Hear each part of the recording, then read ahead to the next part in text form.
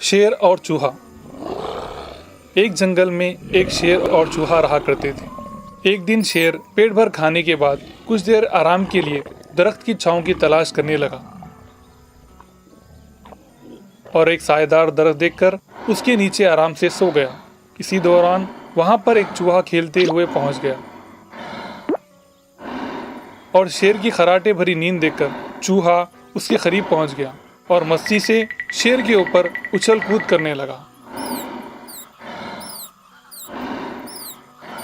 इतने में शेर नींद से बेदार हो गया और गुस्से से चूहे को पकड़कर कहने लगा, अरे अदना चूहे, तूने मेरी नींद खराब कर दी। रुक जा, तुझे अभी खा जाऊंगा। माफ़ कर दीजिए बादशाह सलामत, मैंने अनजाने में गलती कर दी। मुझे छोड़ दीजिए, आपकी भूख के सामने मैं कुछ नहीं हूँ। मुझे माफ़ कर मेरी ज़िंदगी बख्श दे तो मैं कभी ना कभी आपकी मदद कर सकता हूँ। हा हा हा हा, उंगली बराबर नहीं हो, तुम मेरी मदद क्या कर पाओगे। ठीक है चल, तुझे छोड़ देता हूँ, चले जा। इसी तरह कुछ दिन गुजर जाने के बाद शेर शिकार की तलाश में निकला था, लेकिन वो एक शिकारी के जाल में फंस गया, जिससे शेर जोर जोर से मदद की गुहार करने लगा। शेर की जोरदार आवाज़ सुनकर अदना चूहे को एहसास हो गया कि जंगल का राजा कोई मुसीबत में फंस गया है। शेर की आवाज़ सुनते सुनते उस जगह पहुंच गया जहां शेर शिकारी के जाल में फंसा हुआ था। इत्मीनान रखिए बादशाह सलामत, मैं अपने नुकीले दांतों की मदद से अभी आपको इस जाल से निजात दिलाता हूँ। ये कहकर फौरन पूरे जाल को कतरने लगा। इस तरह अदना चूहे ने शेर को शिकारी के जाल से महफूज बचा लिया। जिस्म के हिसाब से छोटा होने के बावजूद जंगल के राजा की जान बचाने पर शेर के जहन में ख्याल आया कि अदना चूहा होने के बावजूद इसने मेरी जान बचा ली, इसलिए हमेशा आगे वाले को कमतर नहीं जाना चाहिए। ये सोचकर शेर ने उसी दिन से अदना चूहे से दोस्ती कर ली और दोनों साथ साथ जंगल में रहने लगे। कछुआ और दो बगले। एक गांव में एक तालाब था।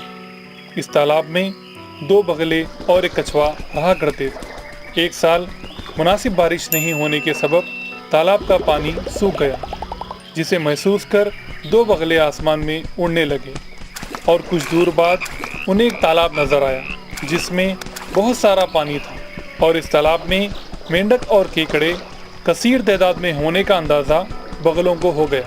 पुराने तालाब से निकलकर नए तालाब में बसेरा करने के बारे में गौर फिक्र करने लगे। बगलों की बातें पास खड़ा कछुआ सुन रहा था। वो कुछ वक्त ज़ाय किए बगैर उनके पास चला आया और कहने लगा, दोस्तों, मुझे भी अपने साथ ले चलो, मैं यहाँ तन्हा नहीं रह पाऊँगा। इस तरह वो उनसे गुजारिश करने लगा। बगले उस पर रहम करते हुए कछुए को अपने साथ ले जाने के लिए रजामंद हो गए, लेकिन उन्हें समझ नहीं आ रहा था कि वो कछुए को किस तरह ले जाएं। कछुआ उड़ नहीं सकता और ना ही उतनी दूर चल पाएगा। उन्होंने सोचा कि उसे अपनी पीठ पर बिठाकर हवा में ले उड़ेंगे, लेकिन कछुआ उनकी पीठ पर नहीं चढ़ सकता था। बड़ी देर गौर व फिक्र करने के बाद उनके जहन में एक ख्याल आया। कछुआ एक लकड़ी अपने मुंह में पकड़ ले तो बगले उसे अपनी चोंच में पकड़कर नए तालाब तक पहुंच सकते हैं। बगलों की बातें सुनकर कछुए ने राहत की सांस ली। बगलों ने कछुए को सख्त अल्फाज में ताकीद करते हुए कहा कि किसी भी सूरत में तुम मुंह नहीं खोलोगे और लकड़ी को मजबूती से पकड़े रहोगे। कछुए ने सर हिलाकर हाँ कहने लगा। दूसरे दिन सुबह सवेरे दो बगले कछुए को लेकर हवा में उड़ने लगे। वो आसमान में उड़ने लगे। कुछ फासले बाद जमीन पर खेल रहे बच्चों की नज़र उन पर पड़ी।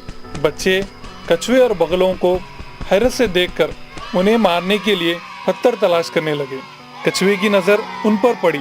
उसने मुंह खोलकर ये बात बगलों को बतानी चाहिए, लेकिन मुंह खोलते ही कछुआ नीचे गिर गया और ऊंचाई से गिरने के सबब उसकी जान चली गई। सबक, इसीलिए आने वाली मुसीबत का पहले से अंदाज़ा करना चाहिए और उसका मुनासिब हल निकालना चाहिए, वरना जल्दबाजी करना नुकसानदाह साबित हो सकता है।